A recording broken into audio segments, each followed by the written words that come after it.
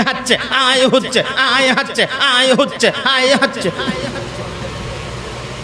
পাগলের দল। আফসোস আকাশে কান্দে বাতাসে কান্দে কান্দে বিবি সকিনা আকাশে কান্দে বাতাসে কান্দে কান্দে বিবি সকিনা না। আচ্ছা এটা কোনটা? আরে খালি পৃষ্ঠে ঘুরায় আসলো কাছে বসলো না। এটা পাগলামি ছাড়া আর কিছুই না। আবার কিছু আছে, কাছে মালি রনে গেল কান্দে বেবি সকিনা। হ্যাঁ আয় আয় করতেছে, আরেক দলে বুহো থাপাইতেছে, আয় হচ্ছে আয় হচ্ছে আয় হচ্ছে আয় হচ্ছে আয় হচ্ছে। পাগলের দল। হাচ্ছে আর হচ্ছে কি? একটা সাধারণ নামকে বিকৃতি করলে কবিরা গুনাহ হয়। আব্দুর রহমানের জায়গায় যদি রহমান না কয় কবিরা গুনাহ হয়। আব্দুল করিমের জায়গায় যদি কবিরা কয়া ডাক দে তখন কবিরা গুনাহ হয়।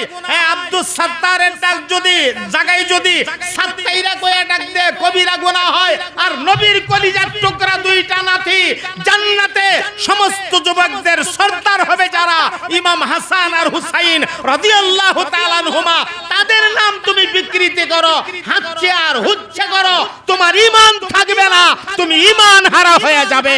কথা বলেন ঠিক কিনা? এটা শোক পালন না, এটা শোক পালনের নামে ভণ্ডামি। রাসূল পাকের কলিজার টুকরা দুইটা নাতির নাম নিতে গেলেও তোমাকে আদবের সাথে নিতে হবে, ঠিক কিনা? ঠিক কিনা? আপনারা আমার দিকে মনোযোগ দেন। উনি ওনার কাজ করতেছে, ওনার কাজ ওনারে করতে দেন, উনি করুক, উনি করুক, আমরা মনোযোগ হারা না হই। কারণ একটা মাজমায় একটা মাহফিলে বিভিন্ন রকমের মানুষ থাকে। কোন কোন মাহফিলে তো আমরা বয়ান করি সময় দেখা যায় ওই কোন আত্মীয়টা হাঁ করে সিল্লি মারে, হো করে সিল্লি মারে, ওইটা দৌড় মারে। তা আমরা তো দিকটা অভ্যস্ত, আমাদের অসুবিধা হয় না। তা আমরা যদি অসুবিধা না হয় আপনাদের হবে কেন? আমার দিকে তাকায় থাকেন। উনি যা মনে হচ্ছে তা করুক, তাও তো সামনে না পিছেতে যা মনে হচ্ছে করতেছে। ওনারে যত ডিস্টার্ব করবেন ডিস্টার্বটা তত বাড়বো, ডিস্টার্ব কমতো না।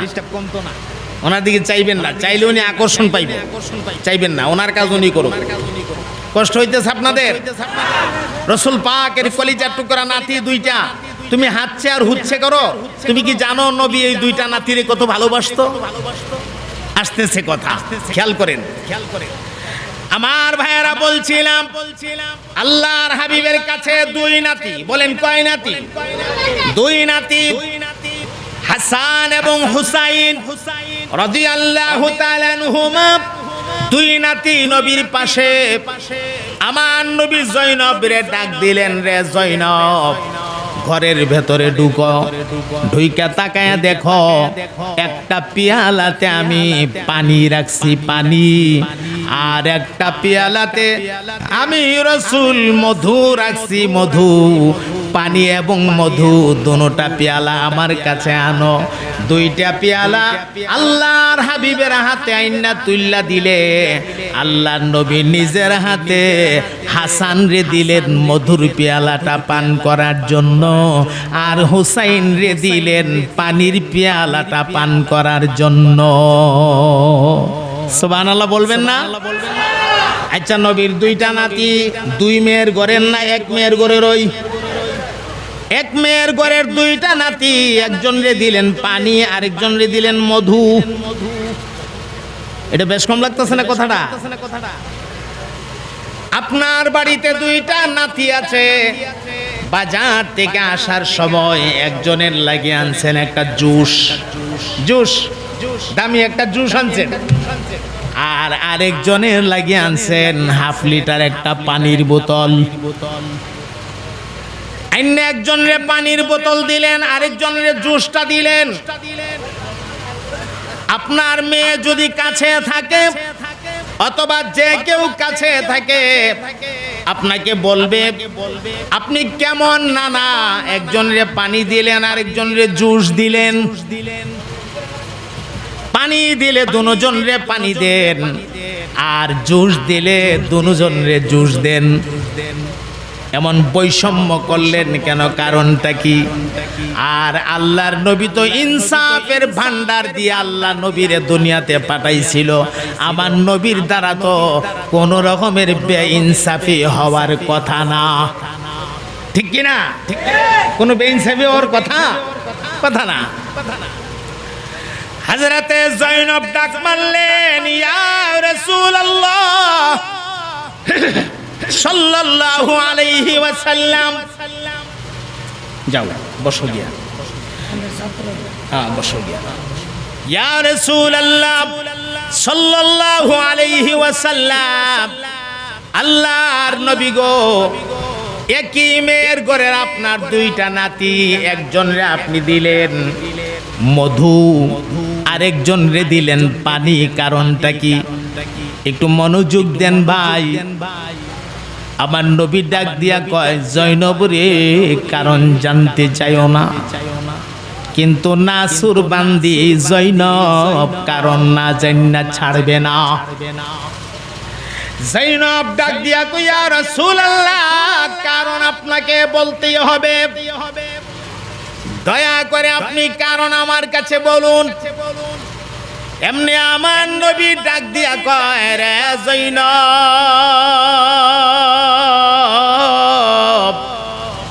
সেই দিনটা বেশি দূরে না রে, ওই কুফাবাসীরা ওরা গাদ্দারি কইরা আবার হাসান রে মধুর সঙ্গে বিষ মিশায়া দিবে পান করার জন্যে।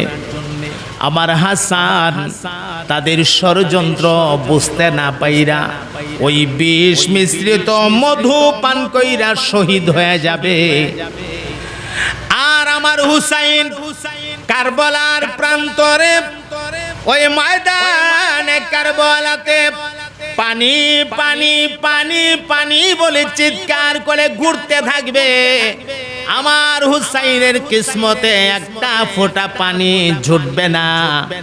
এই জন্য আমি রসুলের মনটা চাইলো আমি দুনিয়ার থেকে বিদায়ের আগে আমার হাসান রে আমার নিজের হাতে এক পেয়ালা মধু আর আমার হুসাইনকে আমার নিজের হাতে একটা পেয়ালা পানি পান করায়া দেই। আমি আমার মনের তামান্নাটা পুরা করলাম, কারণ সেদিন তো আমি পৃথিবীতে বেঁচে থাকবো না। রসুল পাক কত আদর করতেন নাতি দুইটাকে, শুনলে অবাক হয়ে যাবেন। একদিন হযরত ইমাম হুসাইন আমার নবীর দরবারে এক, নানা আমার একটা ঘোড়া কিনা দেও। কি কিনা দেও? ঘোড়া কিনা দেও। নাতিরা তো নানার কাছে আবদার করতেই পারে, এমন আবদার করে না? নানা বাজারে যাও, আমার লাগি একটা বল আইন, একটা ব্যাট আইন। এমন কিছু নাতি আছে না? আবার কিছু নাতি আছে, নানা বাজারে যাও, আমার কায়দাটা ছিঁড়ে গেছে, একটা কায়দা আইন, একটা সিফার আইন। এই দুইটা নাতির মধ্যে বেশ কম আছে, কথা কয় না। যেই নাতি বলসা বেটসা আর যেই নাতি কায়দা সিফার আসা, দুই নাতির মধ্যে বেশ কম আছে নি? সুবহানাল্লাহ। আমার নবীর কলিজার টুকরা নাতি হযরত ইমাম হুসাইন ডাক দিয়া কো, নানা আমারে একটা ঘোড়া কিনা দাও। আমার ঘোড়া দৌড়াইবার বড় শখ। আমরা সমাজে কিছু পোলাপান আছে দেখবেন ঘোড়া দৌড়া, এটা ছোটবেলা আমরাও করছি, খুব মনে পড়ে। বললে আপনি বলবেন আমিও করছি। কলা গাছের ডাগা দুই ঠেঙ্গের মাঝখানটা দিয়া পিছে দা লেজ বানাইছি, কলা গাছের ডাগা দিয়া সামনে দা দইরা এরকম খাবুল খুবুল করে দৌড়াইছি। আর কই ঘোড়া দৌড়াইতেছি, পিছে দা ওইটা নাচতাছে লেজটা, ঘোড়া দৌড়াই। জিগাইলে কি করছ রে? বলে ঘোড়া দৌড়াই। ঘোড়া দৌড়া না নিজে দৌড়ে? কথা কয় না। ঘোড়া দৌড়া না নিজে দৌড়ে?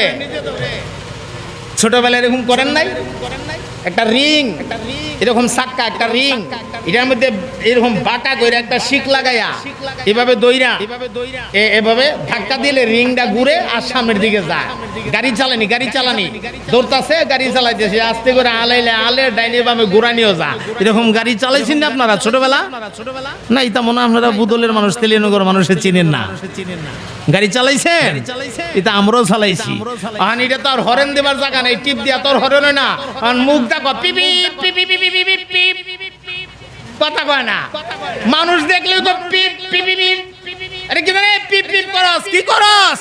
ঘোড়া চালাই, গাড়ি চালাই। আসলে কি গাড়ি চালা না হে চলে, কথা কয় না। ছোট মানুষ তো, নানারে ডাক দিয়া কো নানা ঘোড়া কিনা দেও। শখ উঠছে, কিসের শখ? ঘোড়া দৌড়াইতাম। নানা কই কোত্থেকে আমি তোমারে ঘোড়া কিনা দেব নাতি, আমার তো সেই সামর্থ্য নাই। আসো আমার কাছে আসো, তোমার শখটা মিটাইয়া দিই। ঘোড়া তো কিনা দিতে পারবো না, তবে শখটা তো মিটাইয়া দিতে পারবো। সুবহানাল্লাহ, কি আদর করতেন আমার নবী নাতিদেরকে। এ মুসলমান বন্ধু আমার নবী দুইটা হাঁটু মাটিতে লাগায়া দিয়া রাহমাতুল লিল আলামিন দুইটা হাতের তালু মাটিতে লাগায়া, আমরা দেশে যারা আপ্পা কো আপ্পা, আপ্পা বুঝেন তো আপ্পা, রাসূল এইভাবে আপ্পা দিছে হাঁটু জমিনে, নবীর হাত দুইটা জমিনে।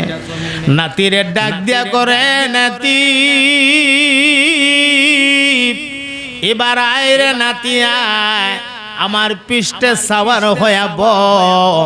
আজকে আমি নবী তোর নানা নিজে তোর জন্য ঘোড়া হয়ে গেলাম। নাতি ফিটের উপরে দুইটা পা দুই দিকে দিয়া বৈশা নানারে ডাক দিয়া কো নানা ঘোড়া তো পাইলাম, এটা কেমন ঘোড়া গো? ঘোড়া দি চলে না, এক জায়গায় দাঁড়ায়া থাকে। চিন্তা করেন কথা, ঘোড়া তো পাইলাম কিন্তু কেমন ঘোড়া পাইলাম, এটা দিয়ে চলে না, এক জায়গায় দাঁড়ায়া থাকে। আমার নবী আস্তে আস্তে করে হাঁটু এবং হাত দিয়া সামনের দিকে বাড়তে শুরু করছে, চলতেছে, ঘোড়া চলতেছে। সুবহানাল্লাহ কোন? নাতি ডাক দিয়া কয় হ্যাঁ নানা আমার ঘোড়া এটা কেমন ঘোড়া গো? লাগাম নাই, ধরার কোনো জায়গা নাই, মানুষ দিছি লাগামে দইরা টানে। নবীর বাপরি চুল মোবারক গুলো থেকে একটা গাছা চুল উঠাইয়া নাতির হাতে ধরাইয়া দিয়া কর নাতিরে নে, আমার এই চুল গোলাই হইল তোর গোড়ার লাগাম। আল্লাহু আকবার বলে। কেমন আদরের নাতি, পিঠে উঠায়া রাসূলের চুল মোবারক রে লাগাম বানায়া নাতির হাতে তুইলা দিয়া কয় আমি তোমার ঘোড়া চলছি। আমার মুহতারাম ভাইয়েরা, এই দৃশ্যটা হযরত আলী রাদিয়াল্লাহু তাআলা আনহু দেখে ফেলেছে। বাবা বাবা হযরত ইমাম হাসানের হুসাইনের বাবা দৃশ্যটা দেখা দাঁড়ায়া দাঁড়ায়া ডাক মারছে, রে হাসান হুসাইন তুমি ঘোড়া দৌড়াও। তবে এই কথাটা সত্য, এমন একটা ঘোড়া তুমি পাইছো রে, তোমার ঘোড়ার মতো দামি ঘোড়া অতীতেও ছিল না, ভবিষ্যতেও থাকবে না। এমন দামি ঘোড়া আল্লাহর জমিনে আর খুঁজে পাওয়া যাবে না। আল্লাহু আকবার বলে। আমার মুহতারাম বন্ধু, আরেক দিনের একটা কথা আপনাদেরকে শোনাই। নবী আমার নামাজের সেজদা দিয়েছে। নামাজের সেজদা গুরুত্বপূর্ণ একটি অপশন। নামাজের কিয়াম, রুকু, সেজদা, বৈঠক এগুলো গুরুত্বপূর্ণ অপশন নামাজের জন্য। আমার নবী সেজদা দিয়েছে। হযরত ইমাম হুসাইন নবীর কাঁধের উপরে দুইটা পা দুই দিকে দিয়া গিয়া বসছে। বৈশা নবীর বাবরি মুবারকের মধ্যে দইরা দইরা টানে, মোহাব্বতের আওয়াজে বলে দিন না সুবহানাল্লাহ। নবী আমার চিন্তায় পড়ে গেল, টেনশনে পড়ে গেল, মাথা উঠাবো সেজদা থেকে নাকি উঠাবো না। মনে মনে ভাবতেছে যদি মাথা না উঠায় আল্লাহর হুকুম লঙ্ঘন হবে, আর যদি মাথা উঠায় আমার নাতির মনে কষ্ট পাবে, নাতি কষ্ট পাবে, আমি এখন কোনটা করি? এই ভাবনাই যখন পড়ে গেল, শেষ পর্যন্ত আমার নবী সিদ্ধান্ত নিল, না না, নাতির মহাব্বত আল্লাহর হুকুম থেকে বড় না, আল্লাহর হুকুমের উপরে নাতির মহাব্বতকে গালেব করা যাবে না। নবী সিদ্ধান্ত নিল মাথাটা টান দিয়া উঠাইয়াই ফেলবে। এমন সময় আমার আল্লাহ জিবরাইল রে ডাক মারলেন, রে জিবরাইল আর দেরি করিস না রে, জলদি জলদি যাও, আমার হাবিবের কানে গিয়া সংবাদটা জানায়া দে রে, হুসাইন রে শুধু আমার বন্ধু একা ভালোবাসে তা না, হুসাইন রে স্বয়ং আমি আল্লাহ নিজেও ভালোবাসি। আল্লাহু আকবার বলেন চিৎকার দিয়া। আমার বন্ধুরে জানায়া দাও, যতক্ষণ পর্যন্ত হুসাইন নিজের ইচ্ছায় আমার বন্ধুর কাঁধ থেকে না সরবে, ততক্ষণ পর্যন্ত আমার বন্ধু যেন সেজদা থেকে মাথা না উঠা। আর এই নামটা নেওয়ার সময় আপনি বলবেন হাঁটছে, আর বলবেন হুচ্ছে। ফিটটার মধ্যে তেল দিয়ে রেডি হয়ে যায়েন, হাত কাটলে ফেরেশতা রেডি আছে, বাইরে ফুরান বাপ দেখাইব। কথা কয় না, ঠিক কিনা? এগুলির সুখ পালন কয়, নিজের শরীর থেকে নিজের রক্ত বাহির করে হাই হাচ্ছে হাই হুচ্ছে করে, এগুলো ভণ্ডামি, এগুলো ভণ্ডামি ছাড়া আর কিছুই না। ইসলামে এই সমস্ত কাজের কোনো ভিত্তি নাই। হ্যাঁ, এতই যদি তোমার দরদ থাকে নবীর নাতির জন্য একটু জিকির আজকার করো, হ্যাঁ কয়েকজনে মিল্লা বসে একটু কান্নাকাটি করে দোয়া পড়ো, দোয়াটা হাদিয়া হিসাবে পাঠাইয়া দেও, আল্লাহ ওনার রুহে হাদিয়া পৌঁছায়া দিবে। কথা বলেন ঠিক কিনা? কিন্তু লাইনে না হাইটটা বেলাইনে হাঁটে, হাঁটছে হুচ্ছে কয়া কখনো আপনি সুখ পালনের দাবি করতে পারবেন না। সুখ পালনের দাবি করাটা ঠিক হবে না, এটা বেঠিক, অযৌক্তিক এবং শরীয়ত সম্পন্ন না। হ্যাঁ, শরীয়ত সম্মত না, সম্পূর্ণ শরীয়ত বিরোধী একটা কাজ এটা। আল্লাহ আমাদের হিফাজত করেন, সবাই বলেন আমিন, আরো মহাব্বতে বলেন আমিন। আমার সম্মানিত ভাইয়ারা, আরেকটা কথা জেহেনে আসছে, বলবো শুনেন। একদিন রাত গভীর হয়ে গেছে। রাত কি হয়ে গেছে? গভীর। আমার নবী দুই নাতির নিয়ে গল্প করতেছে। গল্প এটা আমরার দেশের নানা নাতির গল্পের মতো না। আমরার দেশেও তো নানা নাতি গল্প করে। রাতে নানা নাতি একসাথে বিছানায় শুইছে, তো নাতি নানারে ডাক দিয়া কো, নানা চোখে ঘুম আসতেছে না, একটা গল্প শোনাও। তে আমরার দেশও কিছু নাতি আছে, হ্যাঁ নানা আছে, তখন কয় নাতি তো গল্প শুনো। শুরু করছে গল্প। বলে কি গল্প? কই এক দেশে এক রাজা ছিল, এই রাজার একটা ঘোড়া ছিল, ঘোড়াটার 11টা ঠ্যাং ছিল আর 13টা লেজ ছিল। এখন লাগবে না, 11টা ঠ্যাং ছিল, 13টা কি ছিল? লেজ ছিল। তখন নাতি ডাক দিয়া কো, নানা এটা কেমন ঘোড়া গো, যেই ঘোড়ার 11টা ঠ্যাং আর 13টা লেজ? নানা তখন ডাক দিয়া কো, নাতি ভুল ধরিস না, কিচ্ছা যত মিথ্যা তত। কিচ্ছা কইতাছি, এটার ভিতরে মিথ্যা ওই থাকবে সব। ভুল যদি দরস্তে মজা পাইতে না। নাতি নানা নাতির সাথে গল্প করে আর বলে কি, কিচ্ছা যত মিথ্যা তত। আমার নবী নাতিদের সাথে গল্প করে, কিচ্ছা যত মিথ্যা তত না, কিচ্ছা যত সত্য তত। কথা বলেন ঠিক কিনা? নবী পাক জান্নাতের নিয়ামতের বর্ণনা দিতেছে নাতিদেরকে। জান্নাতে আল্লাহ কোন ধরনের নিয়ামত দান করবেন সেই নিয়ামতের বর্ণনা দিতেছে নাতিদেরকে। রাত গভীর হয়ে গেছে। এক পর্যায়ে রাসূল ডাক দিয়া বললেন, নাতিরা যাও তোমরা গিয়া ঘুমাও, ওই হুজরায় তোমরা চলে যাও, গিয়া ঘুমাও। এমনি নাতি ডাক দিয়া কো, না না যাবো তো ঠিক আছে, অন্ধকার রাত, একটু আলো দেন না, লাইট একটু লাইট দেন না। তখনকার সময়ে তো বর্তমান সময়ের মতো হারিকেন বাতি ছিল না, কুফি বাতি ছিল না, মোমবাতি ছিল না, টর্চ লাইট ছিল না, কারেন্টের ব্যাটারি লাইটও ছিল না, কারেন্টের যে চার্জের লাইটও ছিল না, কিছুই তো ছিল না। রসুল রে কইতাছে না না একটু বাতি দেন না, এই গরো যাইতাম। নবী শুনছে, কয় আমি কই থেকে তোমার বাতি দেব, আমার কাছে তো বাতি নাই, বাতি কই থেকে দেব? হযরত ইমাম হুসাইন নানার দিকে তাকায় কয় নানা আপনার কাছে বাতি নাই, আপনি বলবেন আর আমি বিশ্বাস করে নিমু?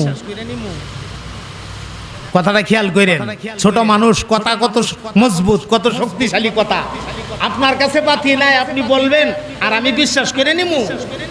সারা দুনিয়ার মানুষরে পথ দেখাইবার লাগি আল্লাহ আপনাকে পাঠাইছে, আর আপনার কাছে বাতি নাই, এটা আমি বিশ্বাস করে নিতাম? এই কথা শুননা নবীর কলিজায় বড় শান্তি পাইছে। নবী একটা মুস্কি হাসি মারছে দরজার সামনে, কথাটা শুননা একটা হাসি মারছে। নাতি যখন এইভাবে আমনের কাছে বাতি নাই, আমনে কইবেন আর আমি বিশ্বাস করে নেমু? রসুলের মনের মধ্যে আনন্দ আসছে নাতির কথা শুননা, আর একটা হাসি মারছে মুচকি হাসি, আর নাতি দুইটারে ধাক্কা দিয়া সামনে বাড়াই দিছে, সামনের দিকে দৌড় দিছে নাতি দুইটা। আর রসুল মোবারকের দাঁত মোবারক গুলি যে বের হয়েছে, রসুল পাকের দাঁত মোবারক গুলি যে বের হয়েছে, দাঁতটা বের হওয়ার সাথে সাথে আসমান থেকে বিদ্যুৎ চমকাইলে যেমন আলো হয়ে যা, এই হুজরা থেকে ওই হুজরা পর্যন্ত পুরা জায়গাটা একদম আলোকিত হয়ে গেছে। নাতি দৌড় দিয়ে হে ঘরে গিয়া কয় নানা কইছিলাম না তোমার কাছে লাইট আছে? এই লাইট দুনিয়ার অন্য কাহারু কাছে নাই। সুবহানাল্লাহ বলে। আমার সম্মানিত ভাইয়েরা, নবীর এই কলিজার টুকরা নাতি হযরত ইমাম হুসাইন রাদিয়াল্লাহু তাআলা আনহু এই মুহররমের চাঁদের 10 তারিখে কারবালার প্রান্তরে শাহাদত বরণ করেছিলেন। কেমনে কিভাবে পুরা ঘটনা যদি সাজায়া গুছায়া আপনাদেরকে শোনাইতে চাই, অনেক লম্বা এক ঘটনা, বিস্তারিত বলা সম্ভব না, তবে মোটামুটি কথাগুলি আপনাদেরকে আমি শোনাবো। এখন শুরু হইতেছে কারবালার ময়দানের দিকে যাওয়া বা কারবালার ময়দানের ঘটনাটা একটু শোনা, সেদিকে আমরা রওনা করতেছি। আপনারা শুনতে প্রস্তুত আছেন তো ইনশাআল্লাহ? সবাই প্রস্তুত আছেন? 50% শূন্য চলে যাবেন, কে কারাজি হাত তোলেন। তারপরটা দেখছেন 50% শূন্য যাইবো গা, বাকি আর 50% শুনবেন না। 80% শুনে কে কে যাবেন হাত তোলেন। 80% লোক আছে, হাত উঠাইছে 2-1 কত পার্সেন্ট শুনবো? আওয়াজ দিয়া বলেন কত পার্সেন্ট? বলেন ইনশাআল্লাহ। একটু জিকির করেন, মোহাব্বত ইসমে জাতের জিকির। আল্লাহ আল্লাহ আল্লাহ আল্লাহ আল্লাহ আল্লাহ আল্লাহ আল্লাহ আল্লাহ আল্লাহ আল্লাহ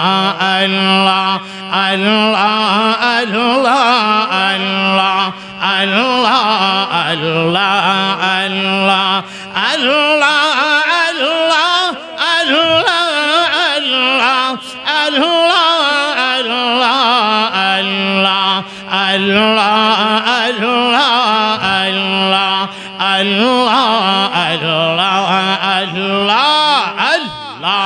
আল্লাহ আল্লাহ আল্লাহ আল্লাহ আল্লাহ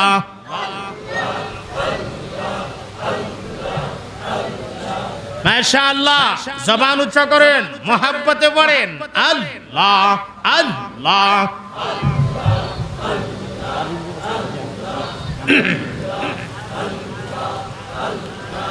আল্লাহ আল্লাহ আল্লাহ আল্লাহ আল্লাহ আল্লাহ আল্লাহ আল্লাহ আল্লাহ আল্লাহ আল্লাহ আল্লাহ আল্লাহ আল্লাহ আল্লাহ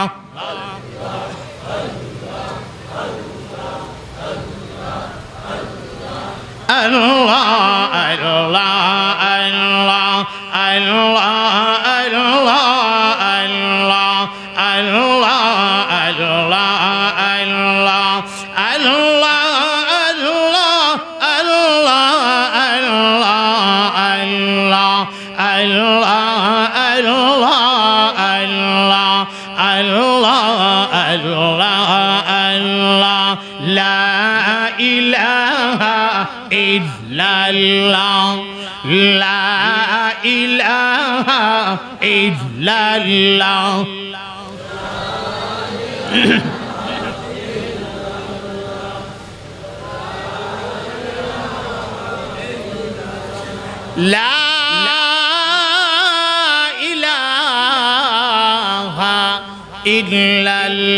ইল্লাল্লাহু মুহাম্মাদুর রাসূলুল্লাহ।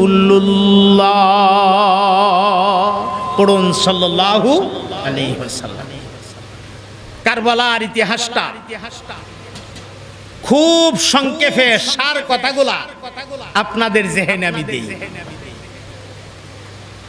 নবী পাকের বিশিষ্ট সাহাবী হযরত মুআবিয়া রাদিয়াল্লাহু তাআলা, যাকে আমরা আমিরে মুআবিয়া বলে চিনি, হযরত মুআবিয়া রাদিয়াল্লাহু তাআলা আনহুর খেলাফতের জামানায়, আর ইয়াজিদ কিন্তু হযরত মুআবিয়া রাদিয়াল্লাহু তাআলা আনহুর ছেলে। কথাটা খুব মনোযোগ দিয়েন। ইয়াজিদ কার ছেলে? মুআবিয়া রাদিয়াল্লাহু তাআলা আনহুর ছেলে। এই কারণে যেহেতু ইয়াজিদের সাথে হযরত হুসাইনের মোকাবেলাটা হইছে, কারণ করুন না জানি ওই কিছু মানুষ আছে আমরা সমাজে আমিরে মুআবিয়া অর্থাৎ হযরত মুআবিয়া রাদিয়াল্লাহু তাআলা আনহুর দোষারোপ করে। কয় যদি মুআবিয়া রাদিয়াল্লাহু তাআলা আনহু ইয়াজিদরে খলিফা না বানাইতো তাইলে তো আর কারবালার মাঠের এত বড় দুর্ঘটনাটা ঘটে না। এটার জন্য মূল দায়ী মুআবিয়া। নাউজুবিল্লাহ বলেন। নবীর সাহাবী মুআবিয়া রাদিয়াল্লাহু তাআলা আনহুকে দোষারোপ করে এমন কিছু মানুষ আমরা সমাজে আছে। এই দোষারোপটা কিন্তু সঠিক না, এটা ভুল। এই কথাটা সঠিক না ভুল? কথা কয় না, আরো জোরে কোন। নবীর একজন সাহাবী, আদনা সাহাবীর দাম কত? নবীর একজন আদনা সাহাবী ময়দানে যে ঘোড়া লইয়া যুদ্ধ করছে, ঘোড়ার পায়ের বাড়িতে যে ধুলির কণাগুলো উঠছে, এই একটা ধুলির কণা যদি এক পাল্লায় দেওয়া হয় আর সারা দুনিয়ার ওলি আব্দাল গাউস কুতুব পীর মাশায়েখ সবার নেক আমলগুলি যদি আরেক পাল্লায় দেওয়া হয়, নবীর একজন আদনা সাহাবীর যুদ্ধের ময়দানের ঘোড়ার খরমের ধুলির একটা কণার সমান ওজন হবে না। সুতরাং সাহাবায়ে কেরামকে নিয়ে সমালোচনা করা যাবে না। সাহাবায়ে কেরাম সত্যের মাপকাঠি। সাহাবায়ে কেরামকে লক্ষ্য করার জন্য রাসূল নিজে আমরারে আদেশ করছে, আমার সাহাবীরারে দেখো, এরার পথ এরার মত গ্রহণ করো, এদের পথে এদের মতে চলো, এইটাই আমি রাসূলের পথ, আর এই পথটাই আল্লাহর দেখানো পথ। সুবহানাল্লাহ বলেন। আমার সম্মানিত ভাইরা, তো যেই কথাটা বলছিলাম, হযরত মুআবিয়া রাদিয়াল্লাহু তাআলা আনহু তিনি অসুস্থ হয়ে পড়ছেন। সে অনেক লম্বা ইতিহাস। এক পর্যায়ে অসুস্থ হইয়া তিনি যখন মৃত্যুবরণ করেছেন, ইন্তেকাল করেছেন, এই ফাঁকে ইয়াজিদ তার নিজেকে নিজে খলিফার দাবি কইরা বসছে।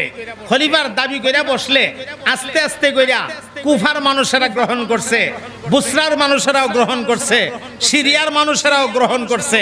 আস্তে আস্তে বিভিন্ন এলাকা বিভিন্ন মহল এ দাবিটা গ্রহণ করে নিতেছে, ওনারে খলিফা হিসাবে মাইন্না নিতেছে।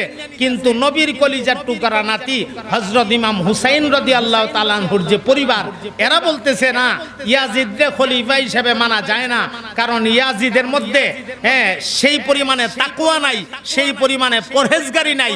যদিও রাষ্ট্র পরিচালনা করার মতো যোগ্যতা তার আছে, কিন্তু সেই পরিমাণ তাকওয়া তার মধ্যে নাই। যেহেতু তার মধ্যে তাকওয়া নাই, আমরা তারে খলিফা হিসাবে মানতে রাজি না। ঝামেলাটা কিভাবে সৃষ্টি হয়েছে একটু খেয়াল করেন। আমরা তারে খলিফা হিসাবে মানতে রাজি না। ইয়াজিদ করছে কি, তখনকার সময়ের মদিনার গভর্নর ওবাইদুল্লাহ ইবনে জিয়াদ, উবাইদুল্লাহ ইবনে জিয়াদের কাছে একটা পত্র পাঠাইয়া দিছে আর জানাইয়া দিছে, হে উবাইদুল্লাহ ইবনে জিয়াদ, তুমি হুসাইন বরাবর চিঠি পাঠাও, লোকজন রে দিয়া চিঠি পাঠাও, যে কোনো কায়দায় যে কোনো মূল্যে হুসাইন রে এবং হুসাইন পরিবার রে আমার পক্ষে বায়াত গ্রহণ করাইতে হবে তোমাকে। যদি বায়াত গ্রহণ না করে প্রয়োজনে তলোয়ারের সাহায্য হলেও হুসাইনকে আমার পক্ষে বায়াত গ্রহণ করাইতে হবে। বলেন এটা জুলুম কি জুলুম না? আরো জনগণ, এটা জুলুম কি জুলুম না? জুলুম। এই যখন নির্দেশ পেয়ে গেল ইয়াজিদের পক্ষ থেকে উবাইদুল্লাহ বিন জিয়াদ, এই নির্দেশ পায়া উবাইদুল্লাহ বিন জিয়াদ কুফা, বুসরা, সিরিয়ার মানুষদেরকে বলে দিল, তোমরা হুসাইন বরাবর চিঠি পাঠাইতে থাকো। এখন তারা চিঠি পাঠানি শুরু করছে। প্রত্যেকটা চিঠির মধ্যে এক ধরনের লেখা। চিঠির ভেতরে লেখা, হে হুসাইন, আমরা আপনাকে অনেক ভালোবাসি, আমরা আপনার ভক্ত, আমরা ইয়াজিদকে খলিফা হিসাবে মানতে রাজি না। আপনি কুফা, বুসরা, সিরিয়া ওই সমস্ত এলাকায় আসেন, আমরা আপনার হাতে বায়াত গ্রহণ করব। আমরা আপনাকে নিয়ে আপনার খেলাফতিতে আমরা আমাদের জিন্দেগি পরিচালনা করব, আপনি চলে আসুন। এইভাবে প্রত্যেকটা চিঠির মধ্যে লেখা। এরকম একটা দুইটা চিঠি না, প্রায় 2 থেকে 250 চিঠি হযরত হুসাইনের কাছে আসছে। কতগুলা চিঠি? 2 থেকে 250 চিঠি। প্রত্যেকটা চিঠিতে এক ধরনের লেখা। আমার ভাইয়েরা, হযরত ইমাম হুসাইন রাদিয়াল্লাহু তাআলা আনহু, ওনার যে সাথীরা 70 থেকে 72 জন সাথী। কতজন সাথী? 70 থেকে 72 জন সাথী। আর অন্যরা যারা অনেক বড় বড় সাহাবীরাও ছিল তখন, হেরাও খেলাফতি মাইন্না নিছে গা, তার খেলাফতি মাইন্না নিছে। বড় ফিতনার আশঙ্কা আছে, এই ফিতনার আশঙ্কা থেকে বাঁচার জন্য ওরা মাইন্না নিয়ে গেছে। কিন্তু হযরত ইমাম হুসাইন রাদিয়াল্লাহু তাআলা আনহু, যার তাকওয়া ছিল বেশি, যার পরহেজগারি ছিল বেশি, আরে ভাই, যার যেই মানুষটা তো দুনিয়ার সাধারণ মানুষ না, রাসূল পাকের কলিজার টুকরা নাতি, তো হযরত ইমাম হুসাইন তো এটা মাইনা নিতে পারতেছে না। নিজে নিজে খলিফা হই কেমনে? ইসলামে নিজে নিজে খলিফা হওয়ার তো কোনো সিস্টেম নাই, ইসলামে নিজে নিজে আমির হওয়ার তো কোনো সিস্টেম নাই। আমির বানাইতে হবে, বানাইলে আমির হবে, নিজে নিজে আমির হওয়ার তো কোনো সিস্টেম নাই। এই সিস্টেম তো মাইনা নেওয়া যায় না।